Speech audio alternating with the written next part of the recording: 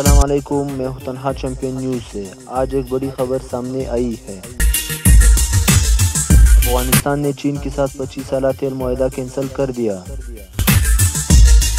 تیل آمو دریا کے شمالی خطے بورڈر نکالنے والے منصوبہ مکمل ناکامی کی وجہ سے ختم کیا گیا ہے۔ چینی کمپنی نے سرمایہ کاری کے وعدے پورا نہ کیے، ماحولیاتی اور سماجی ذمہ داریوں کی پابندی نہیں کی، جس کے بعد معاہدہ ختم ہو گیا۔ طالبان نے قانونی کمیٹی بنائی اور پوری جانچ کے بعد اعلان کیا کہ معاہدہ ختم کرنا پڑا۔